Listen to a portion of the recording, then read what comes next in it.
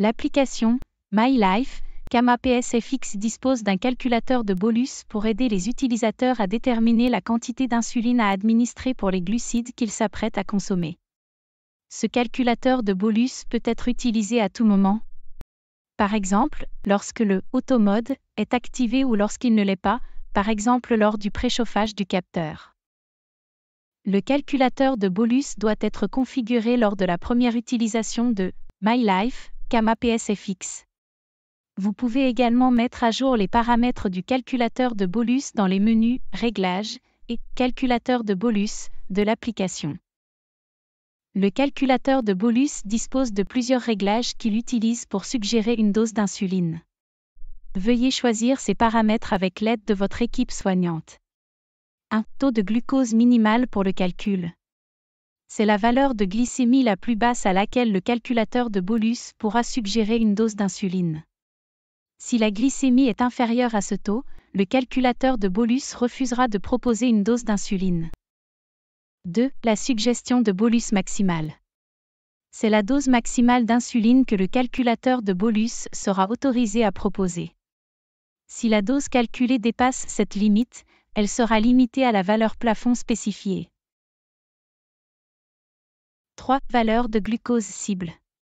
Cette cible de glucose est uniquement utilisée pour calculer la dose d'insuline lorsqu'une correction manuelle est demandée par l'utilisateur. Cette valeur n'influence pas la façon dont l'algorithme calcule son administration automatisée d'insuline ou la cible personnalisée de glucose qu'il vise à atteindre. La cible personnalisée de glucose de l'algorithme est définie séparément dans le menu des « Réglages » de l'application. 4. Facteur de correction. Ce facteur de correction ou de sensibilité à l'insuline est uniquement utilisé pour calculer la dose d'insuline lorsque l'utilisateur demande une correction manuelle. Cette valeur n'influence pas le calcul de l'administration de l'insuline par l'algorithme. 5. Rapport insuline-glucides. Il s'agit de la quantité d'insuline à administrer pour les glucides saisis dans le calculateur de bolus. Vous pouvez programmer autant de rapports insuline-glucides différents que nécessaire sur les 24 heures de la journée. 6. Durée d'action de l'insuline.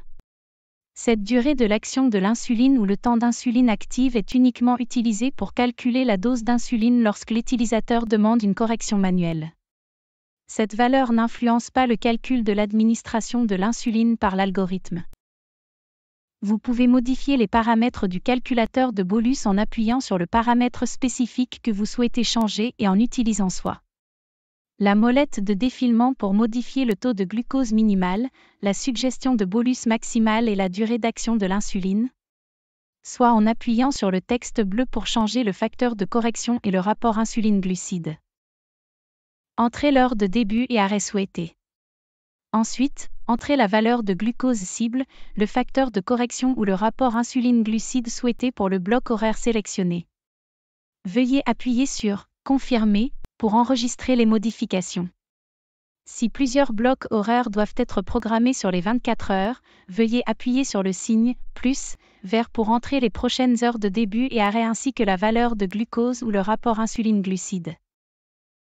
Veuillez noter que l'application utilise soit le format horaire de 24 heures, soit AM et PM, en fonction des paramètres de l'heure de votre téléphone.